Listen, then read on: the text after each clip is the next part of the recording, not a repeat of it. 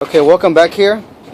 You are looking at the front bumper out of a 98 BMW M3 sedan. As you can see, this is how it looks. In this video, we're going to go ahead and show you how to remove the bumper. Okay, in order to have access to the bolts that hold, let me go ahead and pan in the back here. Okay, so basically we've gone ahead and taken out the headlight already. You don't need to do that, of course. But as you can see, this is the shock mount. This here is holding the bumper in place, and this is the actual frame here. So what we need to do is we need to go ahead and have or get access to the bolts that sit in the front here. And in order to have access, we need to remove this trim here. Okay, there's, I believe, 4 pieces. There's one here. It goes from the side all the way here, and then you got the license trim, it goes right here, and then you got the tow hook cover, which goes from here to here, and then you got the rest of the trim. Okay, so we need to go ahead and remove the trim. So let's do that right now. Okay, the tool that I'm going to use is this one here. Why? Because it's got a fine tip here, and you can easily go ahead and squeeze this through the cracks here. So I'm going to go ahead and put this tool here and pop the trim off. Okay, there you go. So once it's popped, you can just go ahead and do it with your fingers. Move along. Okay, there you go. These are the brackets that are holding the trim in place, and this is where they plug into right here, right there, and right here. Okay, so once you remove this, that's how you're gonna get access to the bolts. Okay, now that we're gonna go ahead and remove the trim here. This trim, if your car ever gets towed, you're gonna have to know how to pop this out anyways. You go ahead and remove this trim. Again, just pop it out, remove it with your fingers, and see, it's held by some cords here, plastic cords. So now you have access to the bolts, and these are 13 millimeters.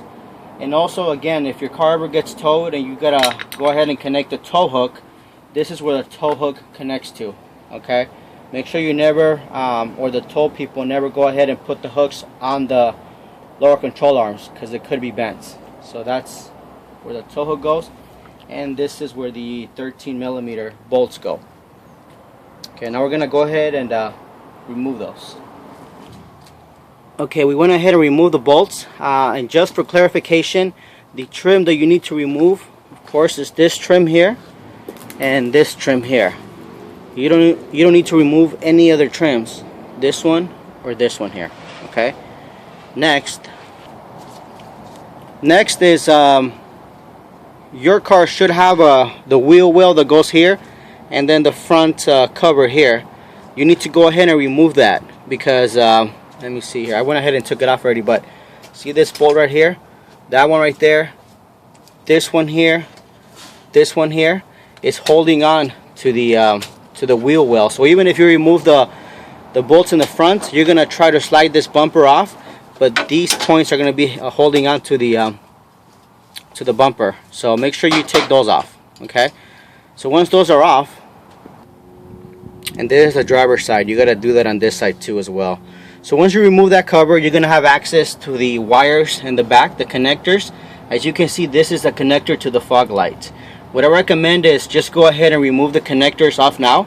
So when you remove the bumper, there you go. When you remove the bumper, these connections are not holding onto it. Okay, so you do this for the driver's side and also for the passenger side. And also, again, just common sense, just go ahead and look here.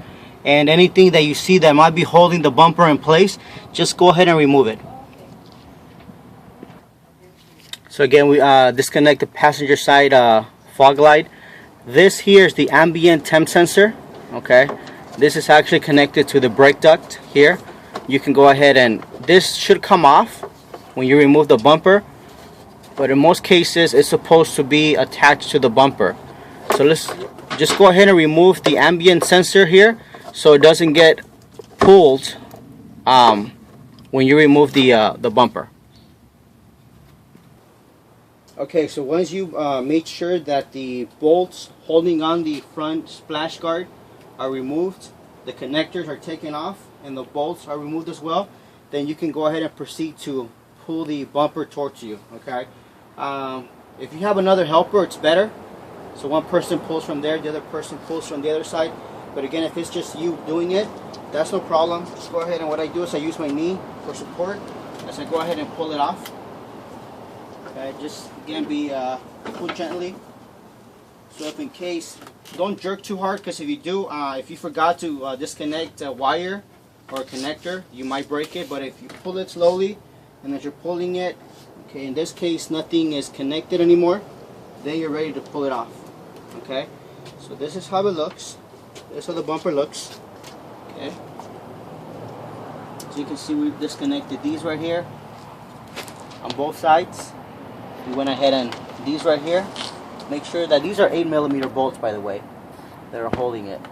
Okay, make sure those are taken off. That way it's not going to come off.